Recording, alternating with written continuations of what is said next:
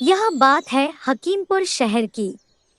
दूसरी जगहों पर सांता क्लॉस साल में एक बार क्रिसमस के मौके पर आकर बच्चों को उपहार बांटते, लेकिन हकीमपुर के बच्चे बड़े भाग्यशाली थे क्योंकि वहाँ के सांता बाबा साल में एक बार नहीं बल्कि हर महीने की 4 तारीख को उपहार बांटने आते थे।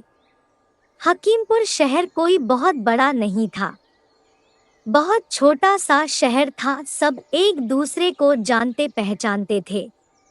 आसानी से पूरे शहर को साइकिल पर बैठकर देखा जा सकता था। एक दिन राजू पोस्ट ऑफिस की तरफ जा रहा था। अरे राजू, तुम इतने सुबह सुबह कहाँ जा रहे हो? मैं सांता बाबा के नाम चिट्ठी डालने जा रहा हूँ। क्यों? इस बार तुम्हें सांता बाबा से क्या चाहिए? मुझे सांता बाबा से किताब चाहिए। चलो अब मैं चलता हूँ, मुझे यह चिट्ठी सांता बाबा के नाम पोस्ट करनी है। बच्चों की वह मांग पूरी करनी है या नहीं, इसका निर्णय सांता बाबा ही करते थे। पेन, पेंसिल, स्कूल बैग, किताबें, जूते, कपड़े जैसी मांगे वह एकदम पूरी करते थे।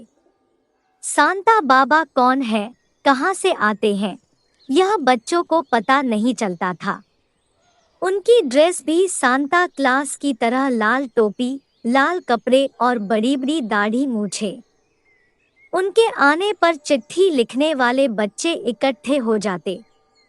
वे एक एक करके उनके जादुई झोले के सामने अपनी मांग जोर से कहते, मुझे जूते चाहिए। फिर सांता बाबा जादुई झोले पर 3 बार यह मंत्र फूंकते, मांग अगर है जरूरी तो फिर वो पूरी, वरना रहे अधूरी। अगर झोले से चीज निकल आती तो समझो उस बच्चे की मांग जरूरी थी, इसलिए जादुई झोले ने पूरी कर दी, वरना नहीं। क्रिसमस की छुट्टी में किसी दूसरे शहर से चौधरी साहब का 8 वर्षीय पोता राहुल हकीमपुर आया हुआ था। उसने जब सांता बाबा के बारे में सुना तो पहले उसे विश्वास नहीं हुआ, लेकिन जब यह सब उसने अपनी आंखों से देखा तो अचरज में पड़ गया कि कैसे सांता बाबा धड़ाधड़ अपने झोले पर मंत्र मारकर उसमें से चीजें निकाल रहे थे और सबको बांट रहे थे। राहुल बहुत शैतान और घमंडी किस्म का लड़का था। उसने सोचा, क्यों ना बाबा का जादुई झोला चुरा लिया जाए। मंत्र तो बिल्कुल आसान है और मैंने सुनकर याद भी कर लिया है। मैं भी सांता बाबा की तरह मंत्र बोलकर जादुई झोले से मन चाहे चीज़ें पा सकता हूँ। मोबाइल, वीडियो गेम, घड़ी, अरे वाह कितना मज़ा आएगा ना। ऐसी कल्पना कर राहुल खुश हो गया। एक दिन जब सांता बाबा बच्चों को उपहार बांटकर लौट रहे थे तो राहुल ने उनका पीछा किया। कुछ देर चलकर थोड़ी देर बैठकर आराम कर लेता हूँ। उन्होंने अपना झोला एक तरफ रख दिया। दूसरी ओर राहुल, यही मौका है। उसने चुपके से झोला लिया और भागकर दूर एक खंडहर में छिप गया। फिर उसने जादुई झोले के सामने अपनी इच्छा बोली, स्मार्टफोन, मांग अगर है जरूरी तो फिर वो पूरी, वरना रहे अधूरी। लेकिन यह क्या, झोला खाली था। राहुल परेशान हो उठा। उसने सोचा, शायद मांग कुछ ज़्यादा बड़ी हो गई है। फिर उसने जादुई झोले के सामने अपनी इच्छा बोली, घड़ी, मांग अगर है जरूरी तो फिर वो पूरी, वरना रहे अधूरी। लेकिन इस बार भी झोले से कुछ नहीं निकला। वह सोचने लगा, बाकी बच्चों के लिए उपहार तो निकालते हैं, फिर मेरे लिए क्यों नहीं निकल रहे?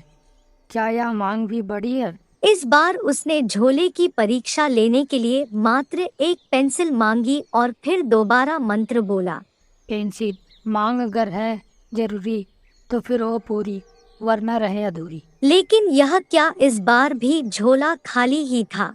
यह देख राहुल को गुस्सा आ गया। वह चिल्लाया, सब झूठ है। इस झोले में कोई जादू नहीं है। यह किसी को कुछ नहीं दे सकता। तभी उसे किसी के जोर जोर से हंसने की आवाज सुनाई दी। पीछे मुड़कर देखा तो वहां सांता बाबा खड़े हंस रहे थे।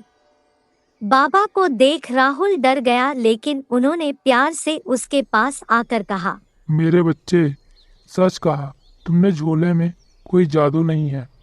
वैसे भी किसी को कुछ देने के लिए कोई जादू वादू नहीं चाहिए।